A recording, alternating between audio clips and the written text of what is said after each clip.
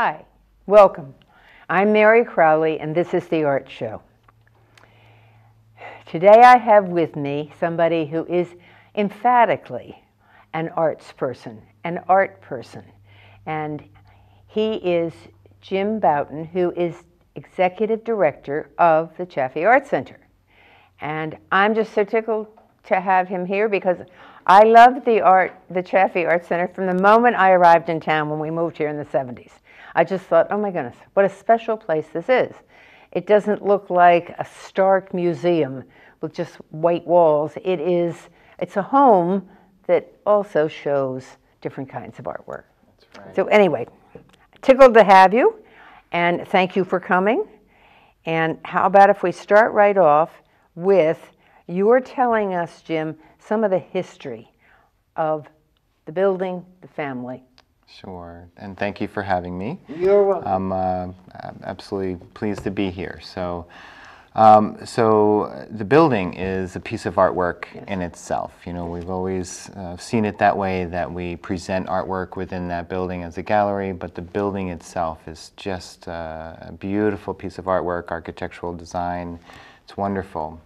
The history of the Chaffee Art Center, George Chaffee and his wife Charlotte had that building built. It took about 5 years to completely build that building, and it was finished in 1896. It's a Queen Anne Victorian style. The interior is absolutely gorgeous. If you haven't been there, please come by and see the Chaffee. Each room in the main floor has parquet floors, which are all different, beautiful inlaid woods. The type of woods that were used were all from this area. A beautiful grand staircase in the middle of the building. The front of the building was where the Chaffees lived. They also had some servants helping them, and they had the back of the building, and it's very clear, it's very interesting. There's servant staircases, the doorknobs within the building as well. You can really tell where the servants lived because they had just wooden doorknobs, and the rest of the building on the doors had beautiful metal, intricate, high end. It's really interesting to see that as far as some of the history goes. As well as we have an attic which is not open to the third floor, which is not open to the public, but I would be willing to show anybody who would want to come in and see it. It's a wonderful space, and that's where the servants lived, in the third floor. Just an interesting note about that is at the time that the Chaffee was built, 1896, the city taxed a house on every room it had, and it considered a closet a room because it had a closing door. So upstairs on the third floor where the servants lived, they didn't have a closet, they just had a nook on the side of their room with a curtain so that the Chaffees could, not be taxed for those additional rooms, the closets. George Chaffee he was very wealthy. He was very, very involved and a huge part of the Rutland community at that time. He was in the lumber industry, which is where a lot of the wood came from to build the Chaffee. The marble industry. He was into banking. He invested in the railroad system that came here. It was the heyday of the railroads when he was building his house, right? It was the heyday. I mean, Rutland City was prospering. It was a huge aspect of Rutland was the rail yard. It was a stop for all the trains that were still going north because it was a flat area for them to refuel and repair the trains. George had his hands in so many aspects of this community, and he really always supported the arts. He was very, very interested in the arts.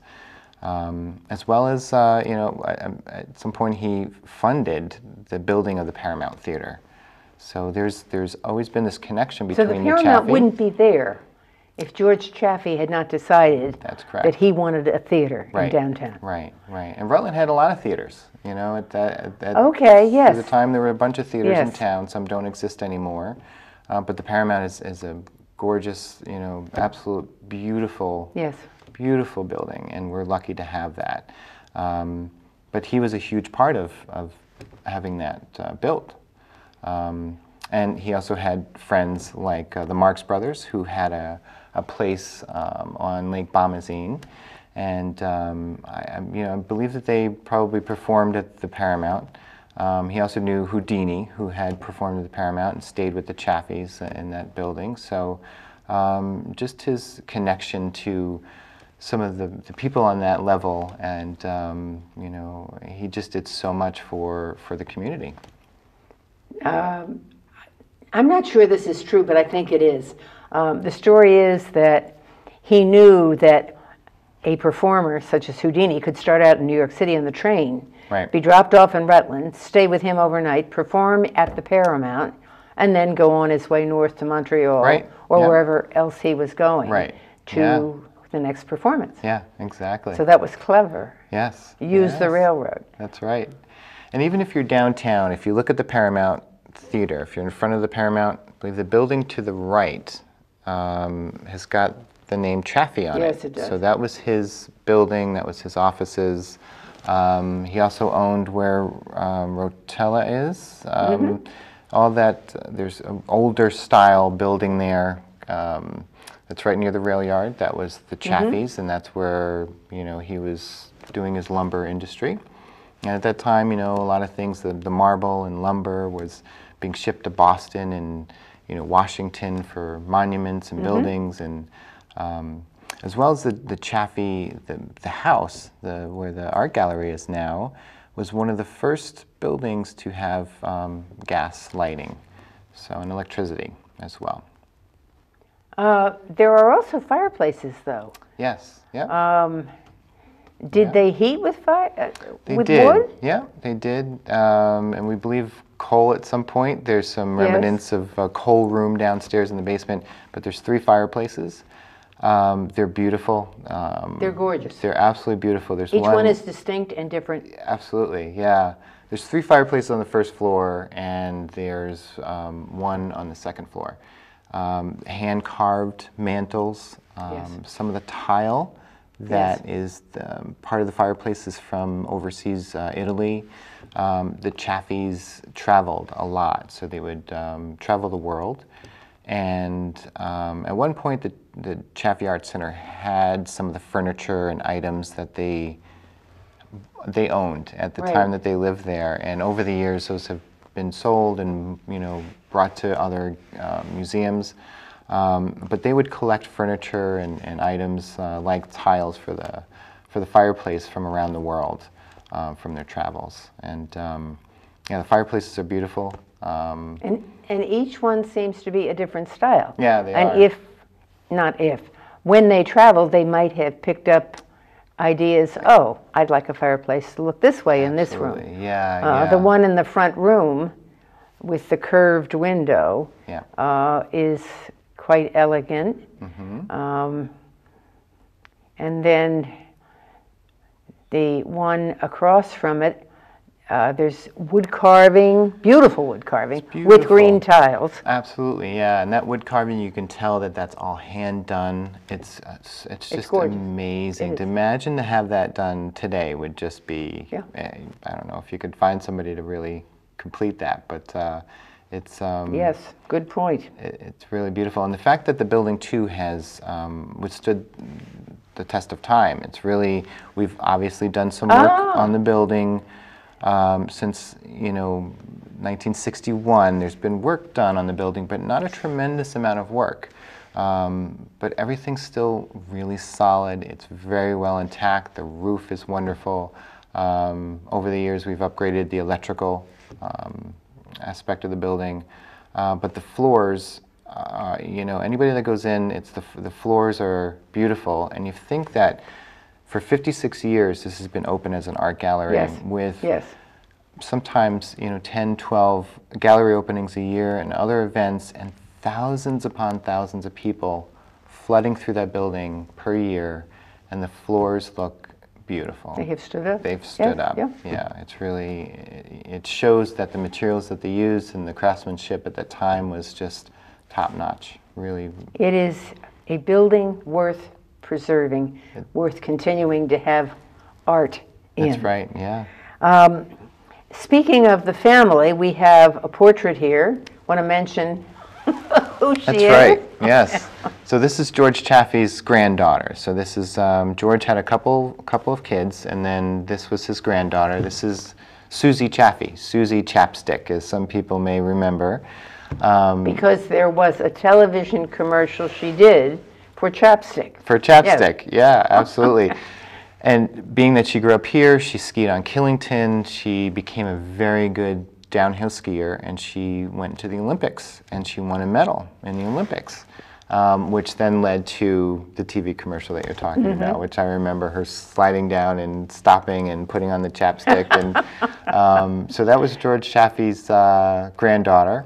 And over the past, I'd say maybe 5 years or so, the past bunch of years, the Chaffee family, the remaining family, including Susie, has sent the Chaffee a tremendous amount of history on the family, videos and slides and just documents and photos, and this was one of the pieces that they had sent along. So this is part of our permanent collection. We do have a small permanent collection at Chaffee. Right. And this is something that we'll keep up, and it's just an honor to have this painting and to, have some of this history with us. And it is a work of art. It's a portrait. Love the background, the way it looks to be wintry. Right. Probably the dress was not as pizzazzy as it is today. Right. I'm today, thinking of Michaela Schifrin. Whoa. You'd have logos, all over that, sponsors. And however, I mean that's a stunning portrait. It really is. It's great. Yeah, yeah. And she was a very pretty woman. Yes, she was. Yeah, and she was part of. A lot of people do remember the Susie Chapstick, or her as a downhill skier. So it's part of American history as well. True. Yeah. All right, so the Chaffees, George built the house, had a family there. The Paramount exists because of him. Let's go on and talk about the fact that the Chaffee home was empty for a while. Yeah, so the Chaffees, I do want to mention too that there's a barn in the back. So when the Chaffees lived there, they owned their house, the barn in the back, and 3 other homes that are near that barn. Yeah, so they had a big area that they owned, and the barn is still intact. It's a carriage house. It has an elevator, a hand-cranked elevator in the barn, which still works, which was used to put the winter sleds upstairs during summer and vice versa. So it's just, it's amazing to see that you could literally lift this giant elevator by yourself, just the way that it was built. So the Chaffees had lived there until the 1930s. I'm not sure exactly what year they moved out, but sometime in the 30s they moved out. They allowed another family to move in for a year or two. They were friends. They were just in transition. When they moved out, the building stayed vacant until 1961, when the Rutland Area Art Association formed. It was just a group of artists in the area of Rutland. So they formed an art association, and George Chaffee very generously loaned them the building to show artwork in, to have as a gallery, and that was really just seasonal, so it was just for summertime that they started that. And this book right here is the guest book of the very let's first. Just hold it up. I mean, just so they can see, this is 1961 signatures. Signatures. The whole book is full of 1961. So that means a lot of people. Yes, there's a number on the went back. To the Chaffee. Somebody had counted it, and at that time, there's a number on the back of how many people were there for that summer. Quite a few people. It was it had a lot of attention in 1961. And anybody that comes in can see this, and I'm sure there's names in there that would you know, you would recognize. And I'm sure. yeah. Because children and grandchildren have stayed, and so they're still a part of the community. Yes, absolutely, absolutely. So since 1961 that opened, and it was an art gallery. They presented, Catherine King Johnson was one of the first people to kind of drive the Rutland Area Art Association. And in our permanent collection we do have a piece of hers, which is a really nice treat for us. And I'm not sure how long it was just open seasonally, but in 1982, the Rutland Area Art Association bought the building, and it has been, you know, part of the Chaffee Art Center since then. So, and we are known as the Chaffee Art Center, but our official name is the Rutland Area Art Association. Right. Yeah. Over the years, there have been things that have happened there other than just small art shows of landscapes, for instance. I bet that's the way it started. I don't know that for a fact. But landscapes, I know, were Catherine King Johnson's specialty, I believe. Yeah. So what else has happened? What has the Chaffee offered over the years? Boy, there's so much. It's 56 years of exhibits and lectures and all kinds of events. At one point, we have, I've got photos of, there was an airplane on the front lawn of the Chaffee. I don't know if you recall that at all, or if that was... Well, absolutely, because Susan Farrow, I believe, was the executive director then. Yes. And there was a man at the Rutland Airport who knew all about planes, flew his own, I think, and in the dead of night when there was no traffic on Route 7 or very little, they brought the plane up Route 7 to the Chaffee and put it on the front lawn. Right. And then, and I thought this was a wonderful idea, I believe that they asked for contributions. Anybody who had any sort of a work of art or an object that tied in with aviation in the area was permitted to bring it in and have it as a part of the show. Right. And paintings that had to do with planes or flying. Right. Or, it was a good show. It was a wonderful show. I imagine. I've got articles about it and photos of, you know, 12 people pushing this plane onto the front lawn of the Chaffee. So, but those are the kind of things that, you know, the history that this organization has is. Well, there was another one. There was a motorcycle exhibit. Right, motorcycle exhibit, yeah. Again, people who had anything to do with motorcycles or had something to share that had to do with motorcycles were invited. So I see the Chaffee as a community resource. And for the airplane show and for the motorcycle show, I believe it was community. Yes. You know, you didn't have to donate a painting you had done. Right. Or you didn't have to be a juried artist showing your work. You could share what you had. What you had. That tied in with what was happening there. Right. And so the more people you get involved that way, I think. Right, yeah, you know, absolutely. It does bring in a lot more you know, community and interest, and there's a different feel to an exhibit that way. You're more connected to it. Yeah, exactly. Yeah.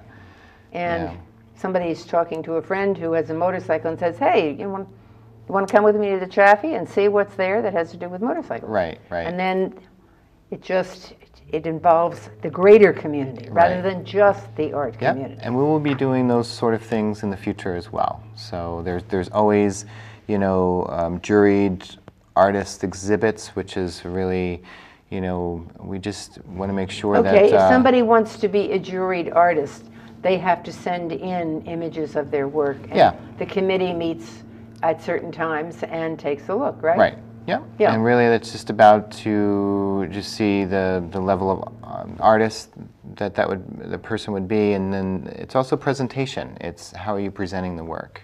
So that's how that's been done since pretty much the beginning. Yeah. You know, yeah. They Yeah. couldn't send them digitally before, I but couldn't send them digitally. Some people still have trouble with that. of course they do. Yes. Yeah, but you know, over the years, we've had everything from the planes to when I was there years ago, we had Jack Dowd, who had life-size sculptures of people and very funny, you know, characters of the different sorts of people, or a human head on a dog, and so there's been just a countless number of exhibits through the years. And different kinds. I'll tell this story. My husband, because John Akers, who became CEO of IBM, started out in the chicken coop, which is an apartment house. Yeah. That's what people still affectionately call it. Became friends when John Akers was here, starting out as an IBM salesman. Because they came to be good friends. When the Akers came to town to visit at one point, we took them to a Chaffee show, and they had known about the Chaffee. And so John looked around and he said, IBM has a show that has pieces of sculptures and prints of Leonardo da Vinci's work. Do you think the Chaffee would like to have that? Well, of course they would. Of course, yes. So the IBM show, which was traveling the country, came to the Chaffee. You never know what's going to happen if you take people there. Yeah, absolutely. Yeah. They may have an idea that you didn't even know anything about. Right, right, yes. As well as we've always done exhibits with the schools and children in the community, which is... And that is a big deal. It's a huge deal. It's one of my favorite shows of every year. It's a joyful show. It's really great. It's and it amazes me to see some of the artwork that comes through at every level. I agree. And one of the things that I appreciate most, I was director at the Chaffee years ago, for a long enough time that I could see young people go through middle school all the way through high school that were artists, and with the help of the Chaffee, being able to present their work in a professional gallery, to be able to take classes, be recognized as an artist through the Chaffee. Some of these kids took what may be considered a hobby and made it their career. Yes. You know, and without that, they were encouraged because they had a place where people really could see their art and respond to it. And respond to it and value them, and, that's it, value. Yeah, and validate their talent. Whereas, you know, if they didn't have that support in a community, maybe they would have considered their talent a hobby and taken a different career path. Right. It's just been it's been a wonderful thing that I've experienced through my time there, as well as this last student show that we had in the spring. By the time that show closed, I had one gentleman come in just to look around.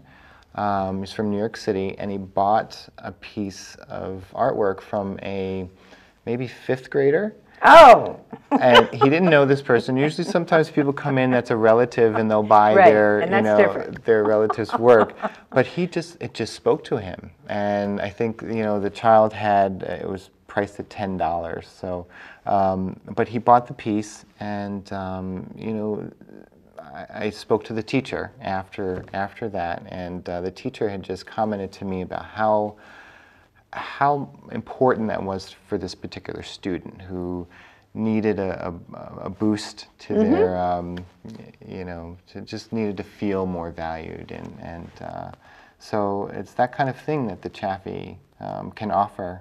It nurtures talent. It does nurture. I mean, I know that there were a number of students who went on to art school after they left Rutland. Absolutely. Yep. Absolutely. With that experience of, you know, creating a piece, hanging it in a gallery, and even now with Stafford, they literally... Can you talk a little bit about Stafford at the Chaffee? Yeah, we have a Stafford night, and they literally come in and hang their own work. They know exactly what rooms they're going to be in. So they're a part of creating their piece, and this is a lot to do with digital design as well. But they create their piece, they hang it, they create their titles, they create their invites, they create the web presence of that show online, and then they're there at the gallery opening where Stafford, the Culinary Institute, has food and drinks there for the opening night. Yes, and that's another thing that you're showcasing when Stafford is featured, is the talents of the students who were in the culinary program. Absolutely, Good food. Yeah, very good. And you know, and I think the Chaffee's always been this way, but I want to open this up even more to being a community center, not just paintings, not just the visual arts, but the umbrella of the arts is everything. It's really the creativity. And that makes me think, when I was on the board, the three Morrow brothers, all of whom either took photographs or wrote, not necessarily here. A.J. Morrow stayed here as photographer for the Rutland Herald for years and years and years. But he had two brothers who wrote, and all three of them on a Sunday afternoon talked about their experiences. And good crowd showed up. Yeah, oh, I'm sure. Local. Yeah. Now that isn't, you know, that isn't this kind of art, but it's extending it beyond that. Right, exactly. And I know that we've done exhibits with various Rutland Herald photographers like AJ. He's been part of the Herald for so long. The history that he's captured on film is just incredible for this community. And that may be a future show of AJ's. I'll have to talk to him about that. But you know, like I said before, the Chaffee has done lectures and all kinds of events like that. So it's not just the visual arts, it's children's arts, and you know, we're going to be opening up that a little bit more to writing and culinary arts and things like that. So. And just to mention, you were executive director for a time before, and at that point, the Chaffee was involved, and you were personally involved in the street art project All Aboard Rutland, which was wooden trains painted. 59 of them. I think that number is correct. And that was highly successful. It was incredibly successful. I will never forget the parade downtown and the amount of people that came out. Was unbelievable. You know, it was like the Halloween parade. It was huge community support. The first time Rutland has done a project like that. I remember being at the Chaffee, and you came with this idea of wanting to kind of have this project, and we created a committee and talked about what would be the trains came up because of the prominence. Well, it was perfect for Rutland. It was perfect for Rutland. Yeah, our history with trains goes back a very long time. But absolutely. Yeah, it was wonderful. I was at the Chaffee from maybe 2001 to 2006 or 7, and I started as a volunteer and became a teacher, taught digital arts, and then gallery director, and then executive director. Right. So I know the organization quite well. So you come with experience, which is just great. Well, Jim, I want to thank you for being here. I am so very happy to highlight the Chaffee in this way, and we've talked mainly about the history, the family, and what has gone on. Right. And after this show, there will be another show, and on that one, we'll kind of talk about the future and the vision for the future. Very good. So thank you, thank you. Thank you so much for having me on. Okay, and thank you for watching.